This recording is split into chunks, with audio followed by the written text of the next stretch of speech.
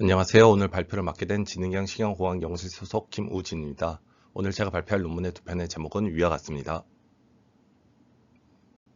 오늘 발표는 시뮬레이션에서 측정된 깊이 데이터를 사용하여 RGB 데이터를 만들어내는 겟 모델에 대한 내용으로 저널은 IEEE 로봇 앤 오토메이션 레터스로 임팩트 팩터는 9.4이며 로보틱스 분야에서 Q1급 논문입니다. 다음으로 인트로입니다. 첫 번째 문단에서는 촉각 감지는 로봇이 상호작용하는 데 필수인데 이는 접촉이 많은 작업을 수행하는 데 있어 시각 센서를 보완하는 핵심 요소라고 합니다. 두 번째 문단에서는 현재 이러한 촉각 감지를 저렴한 비용으로 고해상도로 가능해졌는데 특히 엘라스토머를 사용한 젤 사이트 장비가 좋다고 하며 이에 대한 장점으로 이미지를 통한 접촉 지오메트리 측정, 미끄럼 감지, 힘 추정 등을 할 수 있다고 합니다. 세 번째 문단에서는 이러한 젤 사이트를 사용한 데이터 분석의 경우 젤 사이트의 소재인 엘라스토머의 변형과 빛의 반응에 따른 변화를 동시에 시뮬레이션하는 것은 어렵다고 합니다. 네 번째 문단에서는 이러한 것을 해결하기 위해 시각 기반의 촉각 센서의 광학적 시뮬레이션을 대개 진행하였는데 이러한 연구들을 진행할 때 마커를 사용하여 실험을 진행하였다고 합니다. 마지막 문단에서는 이번 연구에서 젤 사이트와 같은 시각 기반의 촉각 센서를 위한 마커가 있는 촉각 이미지를 생성하는 방법을 제안한다고 합니다.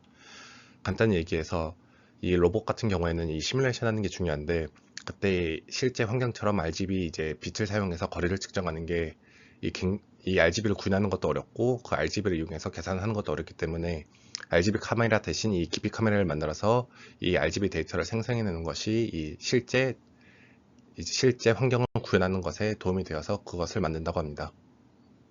먼저 시각 기반 촉각 센서 시뮬레이터에서 엘라스토머의 동작을 재현하는 게 어려워 시뮬레이터에서 이 RGB 카메라를 이 깊이 카메라로 대체하였다고 하며 엘라스토머도 이 가상의 엘라스토머를 사용하여 구현하였다고 합니다. 이때 엘라스토머는 단순히 물체의 깊이나 촉각 데이터를 수집하기 위한 탄성체 정도로 생각하시면 될 것 같고 이때 깊이 정보는 이 엘라스토머의 최대 깊이를 넘지 못하였다고 합니다. 다음으로 본 논문에서 제안하는 겟 모델로 겟 모델에 관해서는 이전 저널 미팅에서 많이 언급되어 내용을 간략히 넘어가면 제안된 모델은 픽스 투 픽스 모델을 기반으로 만들어졌으며 깊이 데이터를 사용하여 이 RGB 데이터를 만들어낸다고 합니다. 이 픽스 투 픽스 모델과 다른 점은 입력 이미지를 한 장으로 받는 게 아니라 이 깊어질수록 이 시퀀스가 생기는데 그 이미지 시퀀스를 입력을 사용한다는 것이 다르다고 합니다. 이를 통해 한 깊이에서의 단일 프레임만 보는 것이 아니라 이 변형 이벤트까지 예측할 수 있게 하였다고 합니다. 그렇게 3D 유닛 형태를 취하고 있다고 하며 이 스키 커넥션으로 인코더 블럭과 이 디코더 블럭이 연결되었다고 합니다. 또한 제안된 모델은 이전에 말했던 것처럼 이미지 시퀀스를 입력으로 사용하여 이전에 학습된 내용을 참조하고 또 그렇기에 더욱 사실적인 이미지 생성을 수행한다고 합니다. 자세한 말은 안 나와 있는데 이 중간에 LSTM이 그것을 위해 사용된 것으로 생각됩니다. 이런 것처럼 이 제너레이터에서 만들어진 이 RGB 데이터를 이 패치겐으로 이루어진 디스크리미네이터에 입력하는 모델이 이 제한된 모델이라고 합니다. 다음으로 이때 사용된 로스 펑션에 대해 설명드리자면 맨 위에 있는 게 리컨스트럭션 로스로 실제 이미지와 생성된 이미지가 비슷한지를 나타내며 이 중간 로스는 adversarial 로스로 이 디스크리미네이터에서 이 가짜 이미지가 진짜 이미지와 얼마나 비슷한지를 나타내는 로스이고 마지막 이 토탈 로스는 이 둘을 합친 손실값입니다. 이 디스크리미네이터에서는 이 중간 로스만 사용되고 이 나머지 위아래 로스들은 이 제너레이터에서 사용되었다고 합니다. 다음으로 현실 실험 환경에 대해서 설명드리자면 왼쪽 이 그림에 있는 이전에 말했던 모델을 구현하기 위해 직접 만든 비전 기반 촉각 센서라고 하며 센서의 구조는 그림표와 같다고 합니다.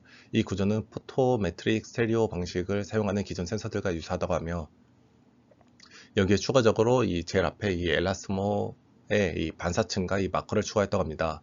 이 그림 C는 실제 촉각 이미지를 수집하는 실험 환경을 보여준다고 하며 이 UR5E 로봇에 이 센서를 장착한 후 다양한 물체를 정해진 위치에 두었다고 합니다.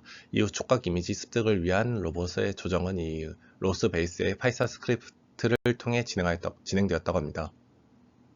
다음으로 이 가상 환경은 이제 뮤지컬 시뮬레이터를 사용하여 구축하였다고 하며 가상 환경의 엘라스머는 투명하게 대체되었으며 RGB 카메라는 이전에 말했던 것처럼 뎁스 카메라로 바꿨다고 합니다. 다음으로 센서가 X축, Y축, Z축으로 움직일 수 있었으며 Z축을 기준으로 회전도 가능하다고 합니다.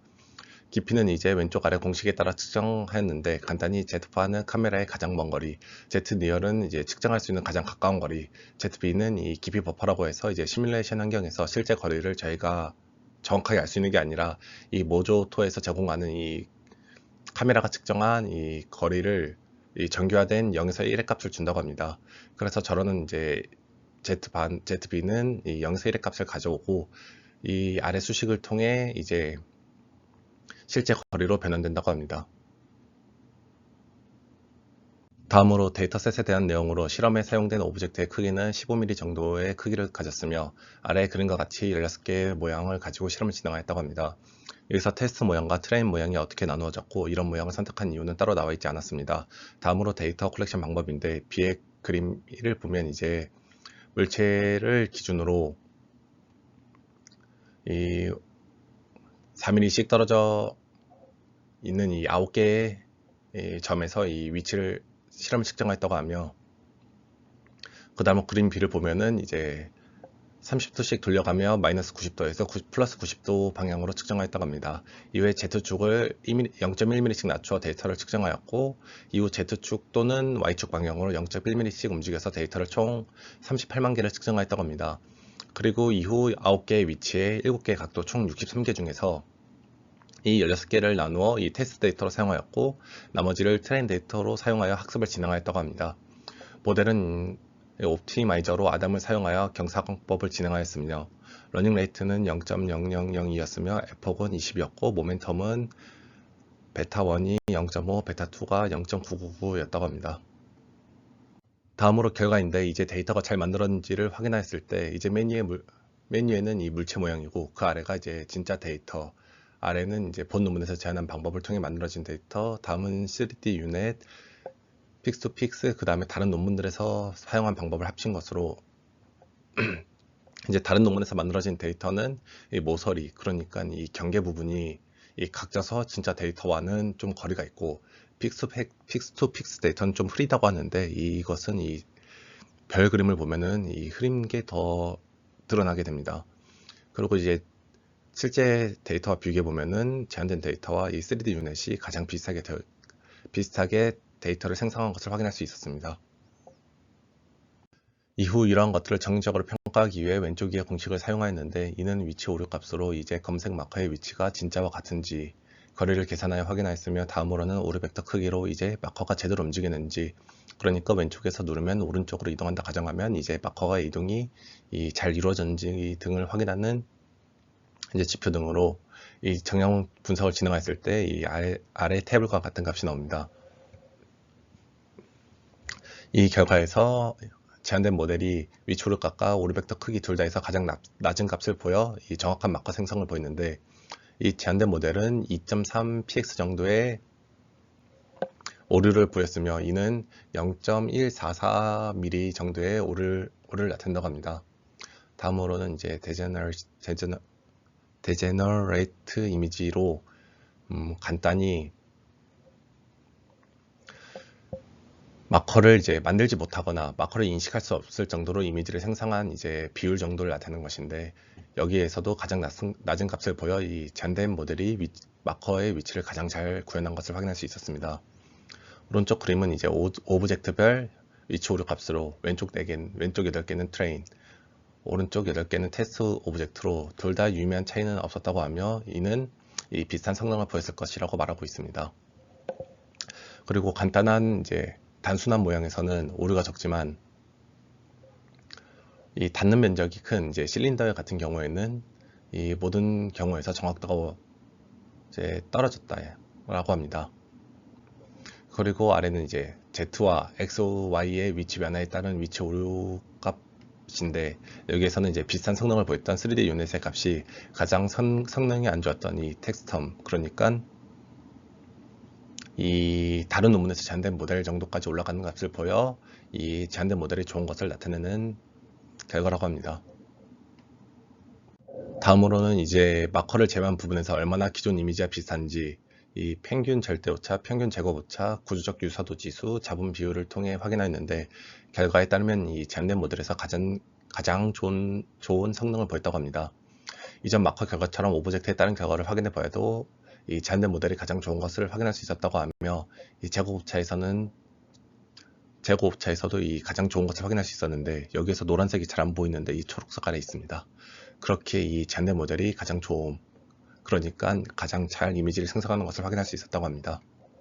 마지막으로 이제 논문에서 추가적으로 이제 간단히 마커랑 이미지를 잘 생성한 것을 알겠는데 그걸 어디에 사용하냐에 대한 결과로 간단히 시뮬레이션 환경에서 이 위아래로 1mm씩 장비를 이동하였을 때 마커의 벡터 변화를 계산한 것으로 이 물체가 고정되어 있으면은 이 3, 4번처럼 그러면서 마커의 이동이 크게 발생하지만 이 고정되어 있지 않으면은 1번과 2번의 마커 이동이 크지 않다고 합니다. 1번과 2번처럼 마커 이동이 크지 않다고 합니다. 이와 같이 이제 마커를 사용하여 이제 벡터의 이동을 확인하면은 이러한 이제 고정된 물체인지 아닌지를 확인할 수 있게 이 시뮬레이션 환경에서 구현할 수 있다고 합니다. 요약해 보자면은 이 겐 방법을 사용해서 실제와 같은 실험을 이제 시뮬레이션 할 수 있었으며 이전 다른 것들보다 좋은 성능을 보였는데 이는 실제 실험에서 RGB를 사용하여 어려운 공식을 통해 데이터를 습득하는데 이 시뮬레이션 환경에서는 이와 같이 이 RGB가 아닌 단순한 깊이 카메라를 사용하여 이를 가지고 촉감 RGB 데이터를 생성하여 실제 데이터와 같이 사용할 수 있었다 정도로 이제 결과를 말할 수 있을 것 같습니다. 그리고 레터스 논문이나 이 디스커션이 아예 없어서 단순히 이후에 다중 도메인 I2I를 수행할 수 있도록 할 것이라고 합니다. 논문에서 아쉬운 점은 사실 이제 실제 데이터가 잘 측정되었는지, 이는 어떻게 계산되고 이제 물체가 닿으면 이제 마찰 계수와 같은 이제 다양한 변수들이 이제 생길 텐데 그런 것들이 자세히 나와 있지 않아 조금 아쉬웠던 것 같습니다. 다음으로는 아직 제가 이 딥러닝을 완벽히 숙지하지 못해서 비슷한 논문을 주제를 고르려고 했는데 이제 그러지 못하게 되어 다른 논문을 준비하게 되었습니다. 이 논문은 이제 술 관련한 논문으로 동일한 농도의 알코올과 이 바이주, 그러니까 중국식 증류주, 백주를 마셨을 때 뇌의 반응을 뇌파를 통해 평가하는 논문으로 이 임팩트 팩터는 8.5이며 아래 분야에서 상위 5% 논문입니다. 다음으로 인트로입니다. 첫 번째 문단에서는 이 알코올은 인기가 많은데 알코올 함량은 음료의 복잡성과 이 바디감을 결정하는 중요한 요소이지만 이전 대부분의 연구는 알코올의 안 좋은 점만 다루며 알코올 함량에 따른 맛과 풍미에 미치는 구체적인 영향에 대한 연구가 부족하다고 말하고 있습니다. 두 번째 논문에서는 간단히 말하면 이 살몬과 같은 요소의 살몬 같은 경우에는 이 주관적 한계를 가지고 있어 맛 인식의 복잡성을 해석하는 데 제한적이지만 이 암묵적인 방법, 그러니까 뇌의 활동을 측정하는 방법은 맛의 복잡성을 평가하는 것에 대해서는 효과적이지만 아직까지 이 식품과학 분야에서 이런 것들의 사용은 제한적이라고 합니다. 세 번째 문단에서는 다양한 영상 기법 중에 EEG가 음식의 맛을 평가하는 데 많이 쓰이고 있으며 알파, 세타와 이 전두엽, 두정엽 및 후두엽 영역들을 확인하여 이 맛에 따른 변화를 확인하고 있다고 말하고 있습니다. 이 술의 종류에 따른 알코올 함량에 대해서도 중요하다고 말하고 있는데 이 맥주는 5도 정도이고 와인은 11도에서 14도, 이 스피릿은 이 40도 정도의 알코올 함량을 가지기에 알코올 농도의 차이로 인한 이 뇌의 신경생리학적 변화를 밝히는 것은 이 풍미를 더 깊이 이해하는 데 필수적이라고 말하고 있습니다. 마지막 문단에서는 이제 논문의 목표에 대해 말하고 있으며 다양한 농도의 알코올과 중국식 증류주인 이 백주를 사용하여 이 증류주를 마시고 EEG로 이 뇌 신호를 측정하여 서로 다른 음료가 유발하는 뇌의 변화와 생체 리듬을 분석하여 알코올 농도와 이 풍미에 따른 뇌 신호 변화를 이제 해석하여 맛 인식의 메커니즘을 탐구하고자 한다고 합니다. 다음으로 이제 실험에 사용한 음료는 5, 10, 20, 40, 53도의 이제 물과 알코올을 섞은 음료를 사용하였으며 피험자는 총 18명이 참여했다고 합니다. 실험은 간단한데 이제 이 30초 동안 이 초순수로 입을 3번 헹구었다고 하며 이후에 10초 동안 이 레스팅 상태를 유지하다가 7개 음료 중 한 가지를 이제 맛보고 이후에 이제 60초 휴식을 하였다고 합니다. 이런 것을 이제 모든 음료를 다 먹게 반복하였고, 이런 반복을 3번 반복하여 이제 전부 3번씩 맛보았다고 합니다. 다음으로 이지 데이터로 채널은 총 64개의 채널을 사용하였으며 샘플링 레이트는 1000이었고, 이 프리 프로세싱으로 이 정확한 내용이 안 적혀 있고, 이 데이터 셀렉션, 샘플링, 필터링, 이 ICA 이런 것들이 적혀 있긴 한데 정확하게 어떻게 적용한지는 작성이 안 돼 있고, 총 데이터의 15% 정도가 적어졌다고 합니다. 그리고 이 논문에서 사용한 피처로는 이 AUC가 사용되었고, 그리고 PSD가 사용되었다고 합니다. 이제 대역은 델타, 세타, 알파, 베타가 사용되었고, 영역은 총 6개의 대역이라고 논문에서 말하고 있는데, 이 후두역 부분을 아예 한 개로 묶어서 총 5개의 영역을 확인한 것으로 보입니다. 다음으로 결과로 위의 그림은 이 AUC 값을 나타낸다고 하며 전체의 개인 간의 차이를 줄이기 위해 이 베이스라인을 사용하여 정교화를 진행하였다고 합니다. 술은 바이주, 그러니까 중국의 백주와 이 알코올들을 사용하여 아노바드를 진행하였다고 하는데, 이때 유의미한 차이가 나여 확인하였을 때 이 5도의 알코올과 이 바이주와 유의미한 차이가 났다고 합니다. 또한 이를 밴드별로 확인하였을 때는 이러한 유의미한 차이를 확인할 수 없었지만 대체적으로 도수가 증가할 때마다 이 밴드 파워가 증가하였다고 하며, 특히 이러한 특징은 이 세타와 알파에서 두드러졌다고 합니다.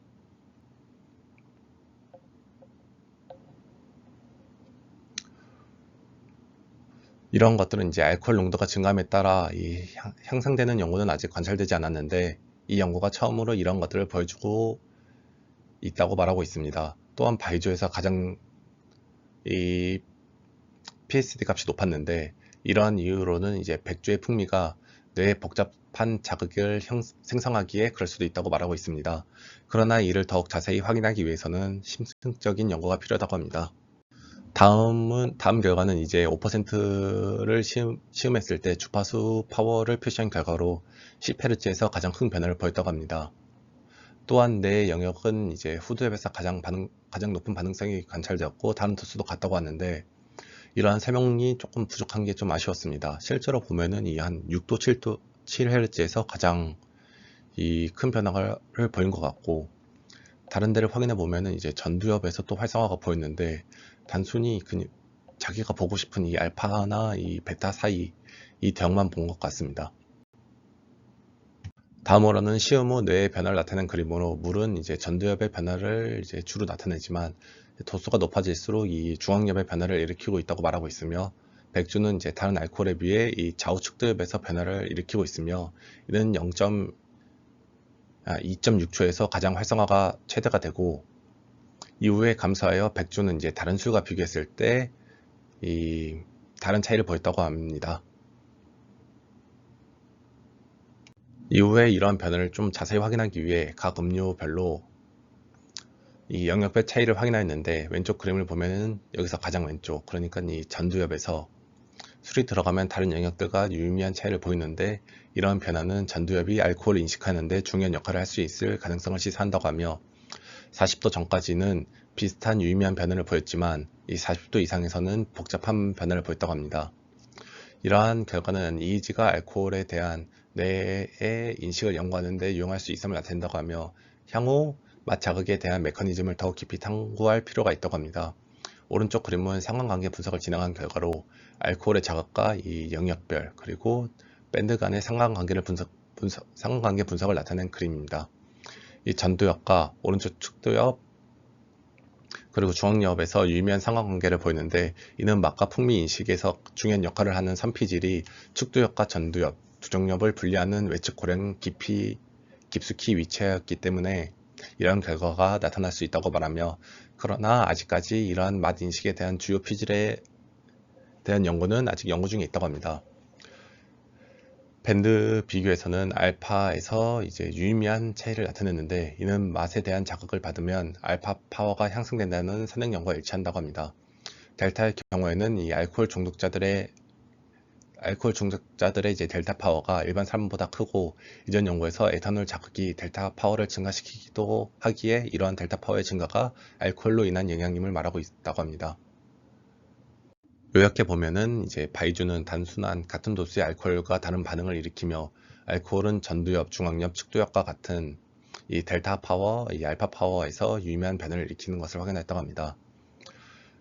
논문에는 이 논의가 따로 없었는데 마지막으로 이제 음료가 주는 감정적 반응이나 경험에 따른 쾌락적 기대감이 이러한 이 본 논문의 결과를 일으킬 수도 있다고 말하고 있으며, 이 백주는 이 단순히 알코올이 주는 것과 다른 이 풍미를 가지고 있기에 다른 뇌의 변화를 보였다고 합니다. 제가 이 논문에 대해서 논의를 좀 하자면은 들으시는 분들도 좀 느꼈겠지만 이 짚을 게 한두 개가지가 아닌데, 하나를 짚지 않고 이 논문이 왜 상위 5% 되는 저널에 실렸을까 좀 고민을 해보았는데, 현재 음식에서 이지에 대한 연구는 거의 부족하고 이 레퍼런스 논문을 확인하면은 3분의 1 이상이 2000년도 이후에 나왔으며, 이제 나머지도 거의 2010년도 이후에 나온 것을 확인할 수 있었습니다.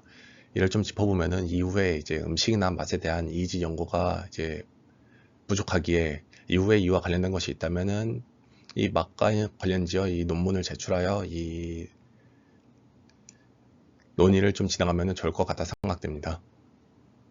오늘 발표 여기서 마치겠습니다. 감사합니다.